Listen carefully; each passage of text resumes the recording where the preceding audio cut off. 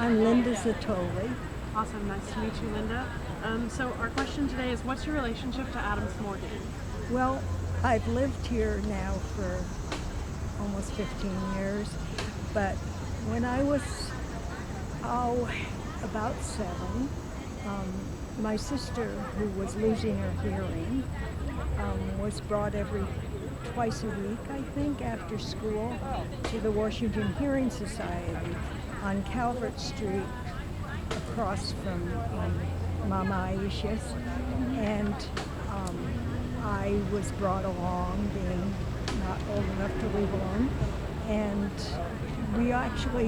we lived out south of Alexandria, and in Alexandria we picked up 2 other young people and took them to the Washington Hearing Society, where they got lessons in learning how to lip read. One of Leroy, one of the people we picked up in Alexandria, actually was totally deaf, and he worked at the bowling alley in Alexandria as the pin boy, putting up the pins before this would have been in 1953, 54. So it wasn't automatic. So being deaf was definitely an asset for that job. So it was sort of inappropriate for him to be learning lip reading. He should have been learning ASL, American Sign Language.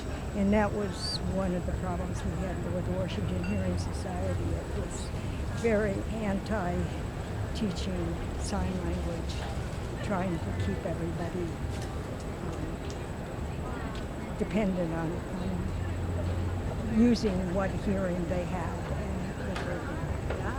But anyway, there I would be in Adams Morgan, right across from where the streetcar turned around.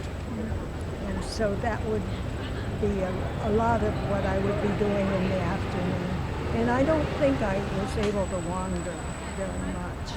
But where Walter Pierce Park now was not an inviting place. It seemed like, not only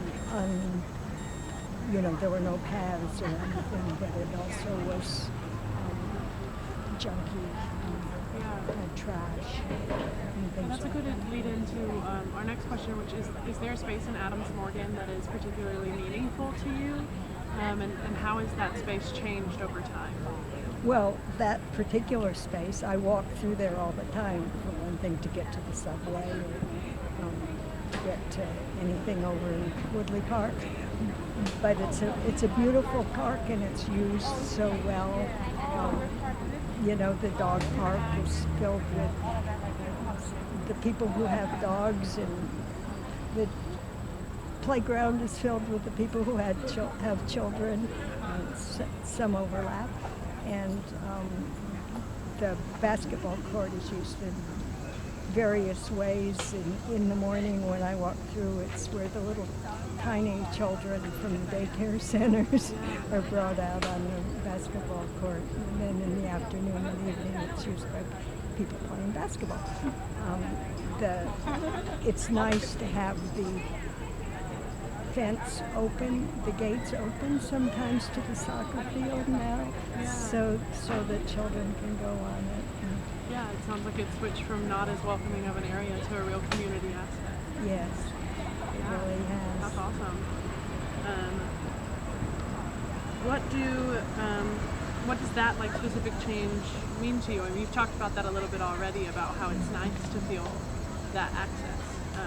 But does it mean anything else to you?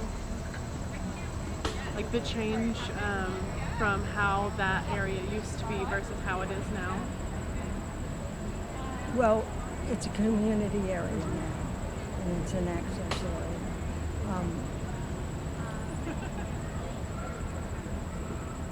area.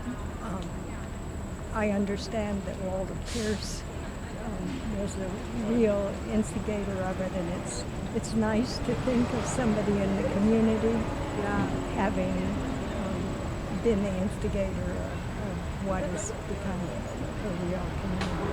Yeah, definitely. Is there anything else you wanted to add? In the early 60s, my sister lived, this same sister who was by this time quite deaf, and her deaf husband lived on Lanier Place in the apartments. And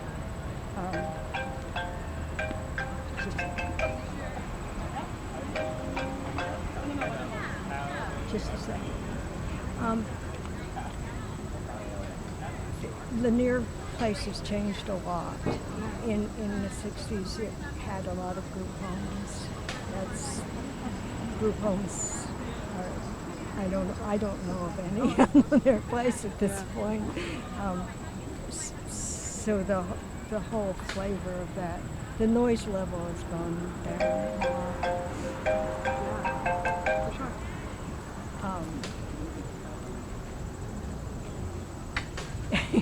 And the income level has gone way up. Yeah, I can imagine.